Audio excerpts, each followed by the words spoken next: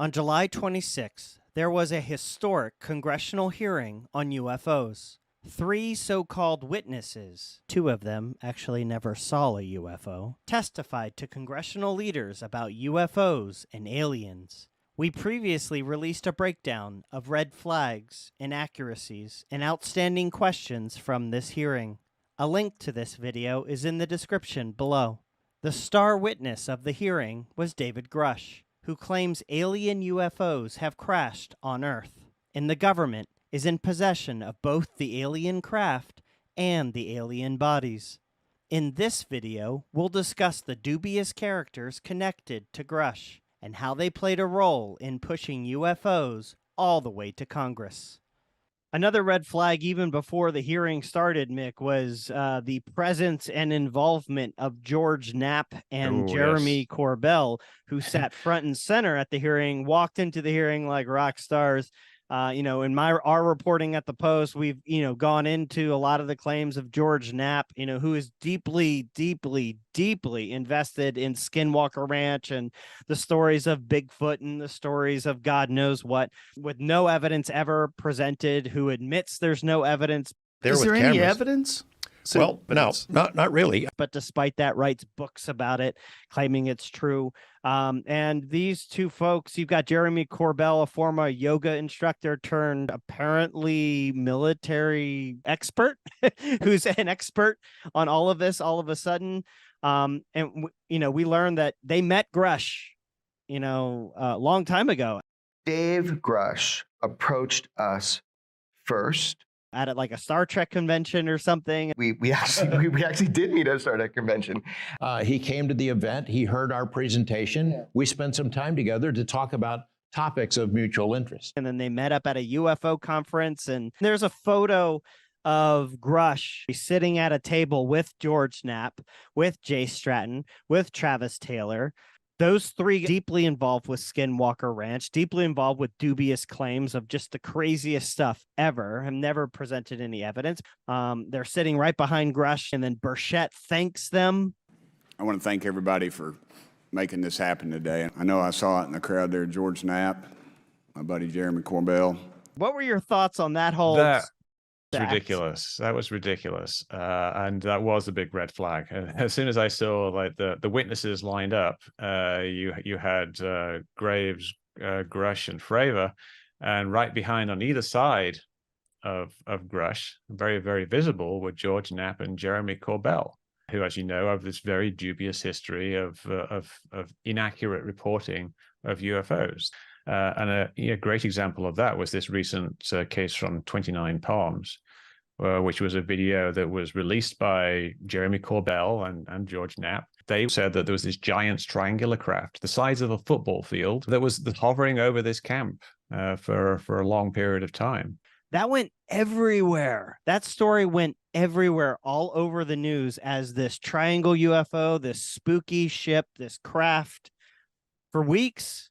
Mystery in the sky. Do you see the 5 dots there on your screen? Looks like a triangle seeming to hover over a base out at 29 Palms. A triangular formation of light. Could this really be a mass UFO sighting? Joining us now is Jeremy Corbell. Jeremy Corbell himself joins us right now. Jeremy Corbell, thank you so much for coming in. Thanks for having me. And then it was almost immediately proven to be flares. What it actually was what a lot of people pointed out within minutes of the video being released was flares.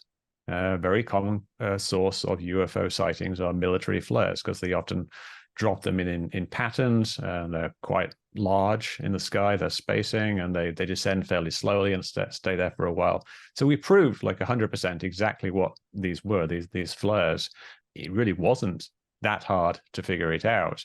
Jeremy Corbell and George Knapp, they were the people responsible for leaking the green triangle video. And they called it, yeah, and Knapp, Corbell, they're reporting it was flying pyramids. Yeah, they said these green triangles were actually triangular shaped, and they were actually like a bunch of things. LA-based investigative filmmaker Jeremy Corbell recently released this video taken by the Navy, showing what he describes as pyramid-shaped UFOs. UFOs are real. They represent an advanced and sophisticated technology. And then you, of course, proved without a doubt that the triangle shapes we see are actually due to the triangular shape of the camera's aperture. Basically, with a triangular aperture, anything that's out of focus would look like a triangle. You also proved without a doubt that most of the objects in the videos and photos were actually just stars, out of focus stars. But despite all of this, Corbell still claims these were triangles, pyramids. He tweeted, like, when I explained what it was, it's, the aperture of the triangular aperture of the camera. I explained what it was, and he tweeted saying basically it's complete nonsense, it's a lie, it's a disinformation. The triangular aperture theory is just a big distraction from the reality of things. When in fact it was all 100% accurate. That's what actually happened, and as was confirmed by the Pentagon. The triangular appearance is a result of light passing through the night vision goggles and then being recorded by an SLR camera. It is simply that light source resolves itself through the night vision goggles onto the SLR camera as a triangle. But even that's an interesting thing. The Pentagon confirmed, the theory that I and various other people came up with because it was so obvious. But the Pentagon said they didn't figure it out for 2 years. And what's going on there? Who was actually looking into it? Oh, it's the UAP task force at that time, which would have been Jay Stratton and Travis Taylor. They couldn't figure it out for 2 years, this simple little optical thing. Travis Taylor, PhD in optics, couldn't figure it out.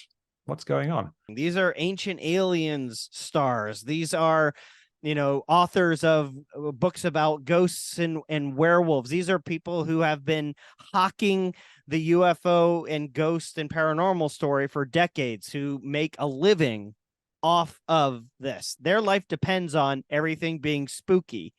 And they're not only in attendance, but we hear from congressional leaders, they're part of the process. They're influencing the leaders. They're submitting statements. They're George Knapp, my buddy Jeremy Corbell. They're not witnesses, but they've provided some statements on this subject, and I seek unanimous consent to enter those statements into the record, Mr. Chairman. Without objection. Which is just baffling to me, because Jeremy Corbell has done nothing other than promote a narrative and release a whole bunch of really terrible UFO videos that get almost immediately debunked. He's a very good talker. He's quite compelling if you don't know the facts behind the case, but somehow he's managed to have this influence over people in Congress.